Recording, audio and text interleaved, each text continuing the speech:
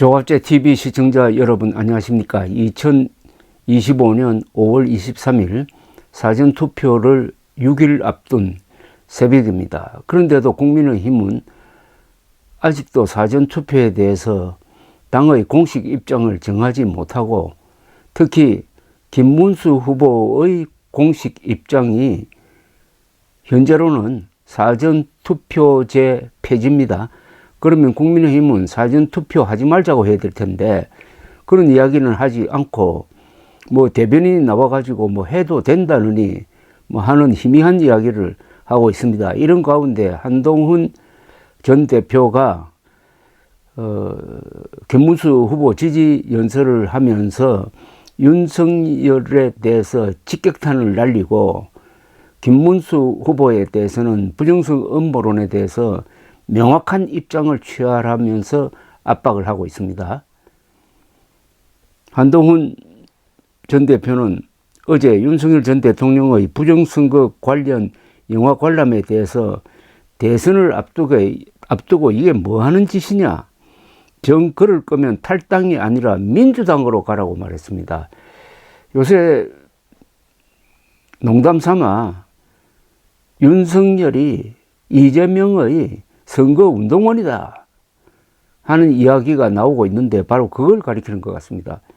한 전 대표는 이날 자신의 페이스북에 조금 전 제가 청주 육거리 시장에서 시민들께 드린 말씀을 어떤 분이 적어 올려주셨다며 그렇게 적었습니다. 그는 충북 청주 육거리 시장 지원 유세에서 윤 전 대통령의 망상에서 비롯된 계엄의 바다를 제대로 건너야 한다면서 그것 없이 우리가 이길 수 없다고 했습니다.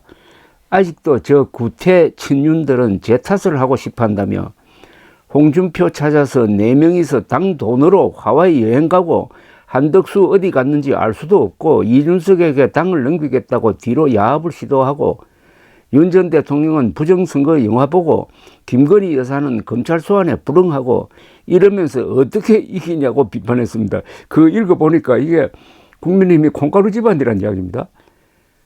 저 구태 친윤들은 제 탓, 즉 한동훈 탓을 하고 홍준표 찾아서 4명이 당의 돈으로 하와이 여행을 가고 한덕수는 어디가 있는지도 모르고 이준석에게 당을 넘기겠다고 뒤로 야합을 시도하고, 윤 전 대통령은 부정선거 영화 보고 김건희 여사는 검찰 소환에 불응하고 이러면 어떻게 이기나.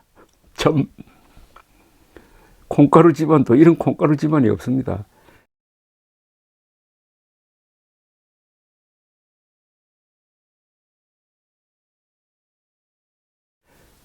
이번 대선을 통해서 국민의힘은 폭삭망해야 됩니다. 그래야 살 길을 찾을 수가 있습니다. 한동훈 전 대표는 이어서 저는 이기는 방법을 제시했다. 윤석열 부부와 완전히 전련한다. 그리고 자통당 세력 등 극우 유튜브 세력과 확실하게 선을 긋는다. 그거면 된다면서 김문수 후보께 요청한다. 부정선거 음모론과 확실하게 선을 그어달라. 윤 전 대통령 부부와 확실하게 절연해달라고 밝혔습니다. 이게 참 복잡한 게요. 김문수 후보는 부정선거 음모론자입니다. 경선 과정에서 부정선거 음모론과 깔끔하게 정리하는 말을 하지 않고 거기에 미련을 두고 있는 듯이 이야기하다가 나중에는 후보 수락 연설에서는 뭐라고 이야기했느냐 하면은 선관위를 감사원이 감사하도록 하겠다고 그러고, 이건 헌법 위반입니다. 그리고 사전투표제를 폐지하겠다고 그랬어요. 사전투표제가 있어서 투표율이 높아진 것은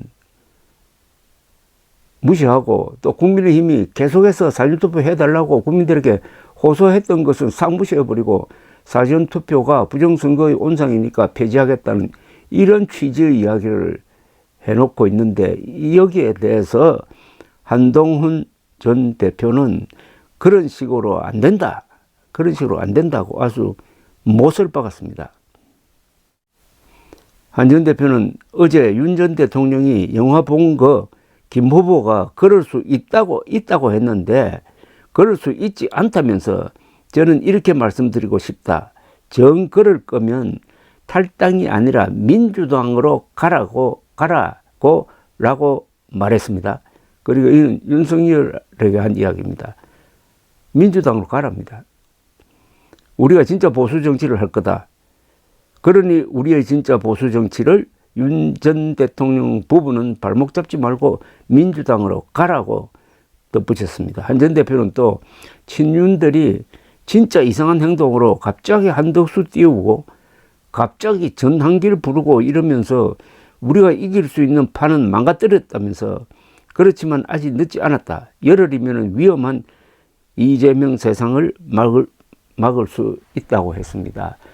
지금 한동훈 전 대표 이야기는 이게 다 근거가 있습니다. 한동훈 전 대표가 하자는 대로 했으면은 이번 조기 대선은 국민의 힘으로서는 찬스가 될 수 있었습니다. 즉 비상계엄령 선포를 지나간 이후 신속하게 윤석열을 출당시키고 윤석열을 탄핵시키고 그리고 그것을 기반으로 해가지고 윤석열도 나쁘지만은 이재명은 또 나쁘다는 논리를 구사해가지고 윤석열도 안 되고 이재명도 안 된다 라는 노선을 걸었다면은 지금쯤 이 선거판은 달라져 있을 것입니다.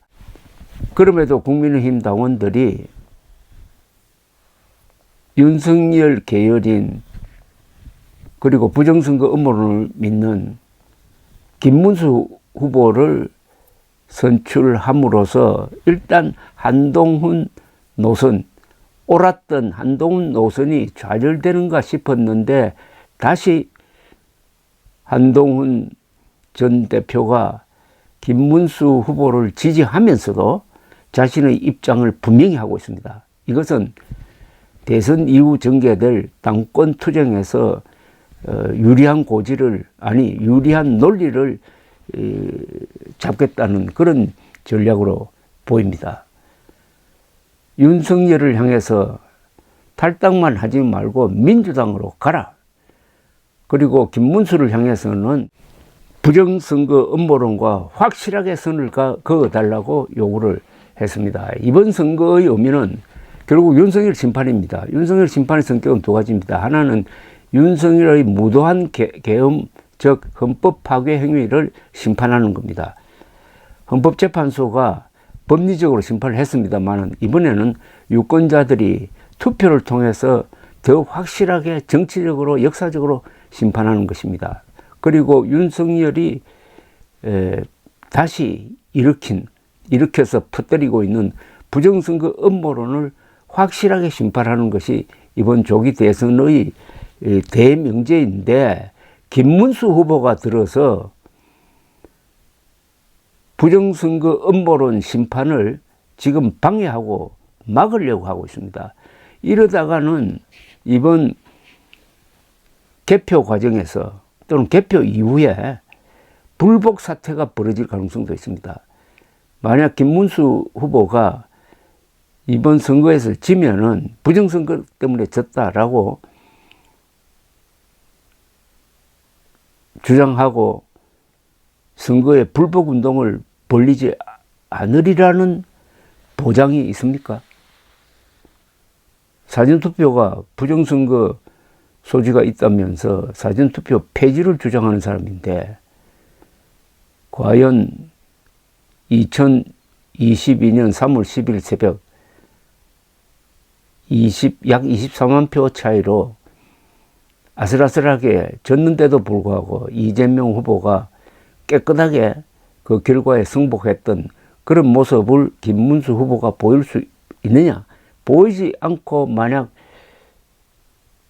선거 결과에 불복하고 부정선거라고 주장하면서 시위를 시작하면은 그때부터는 아주 복잡한 일이 벌어질 것입니다. 감사합니다.